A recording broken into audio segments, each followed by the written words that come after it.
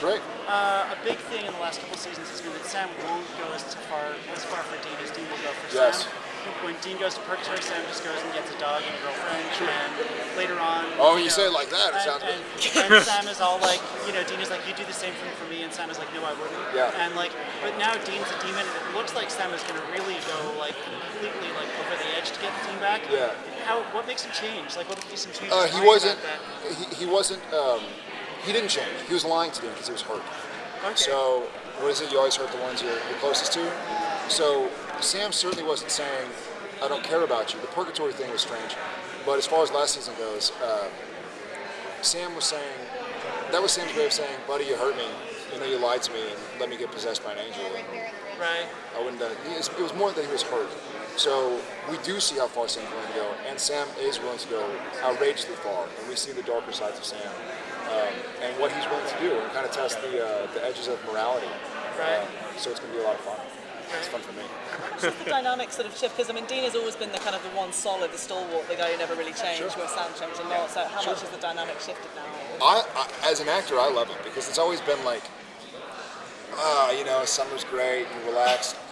And then I read an episode and I'm like, soulless? Oh, I'm going to have to do some work. Like, I have to figure out what someone soulless does. And they're like, summer.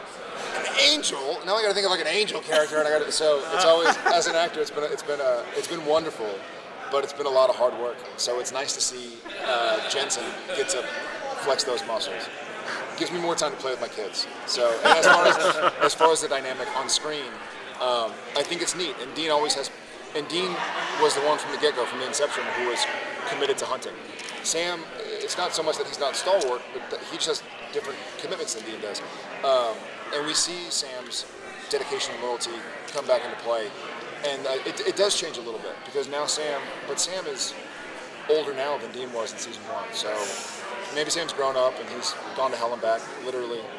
And now we're going to see what he does when he's in Dean's shoes. Since Sam has changed so much, as an actor, do you have a favorite version of Sam that you've liked so far, or are you just looking forward to the next? Soulless Sam. Yeah, I did. I thought it was so fun to play, just because he was such kind of like a sociopath, which is a lot of fun. And there were some funny scenes where Dean was like, "You didn't even look for me." I'm like, "Oh, I looked for you," but then I met this girl. So it was just kind of a funny, sort of like pure reason to play. And actually, like in school, I was a mathlete. Like I'm a big math guy, and so I just tried to make it about reasoning. Like if you're soulless, then like when Sam stopped. When Cass was reaching the boy's stomach to see what was wrong with him, and Dean was going to stop Cass, and soulless Sam, like, stopped Dean. He's going like, what in the world, who are you? But Sam's reasoning was, because this kid's pain, it doesn't matter, because we might save somebody else down the line. Or like to kill one person to save two. Real life Sam would be like, well, I don't want to kill anybody, is there a way to save? But soulless Sam would be like, well, all right, So it's kind of, it was an interesting way to play a character. I mean, you just made it kind of about math and logic. So I was able to go back to like my school roots.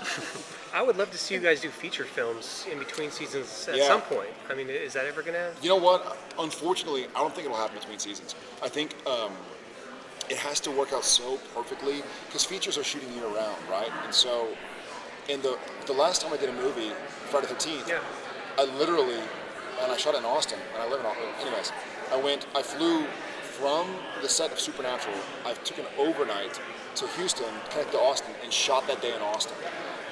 And then I think I finished like 6 or 7 days before going back to Vancouver, and it shot me. Like I was, bobbing my head for the first part of the season.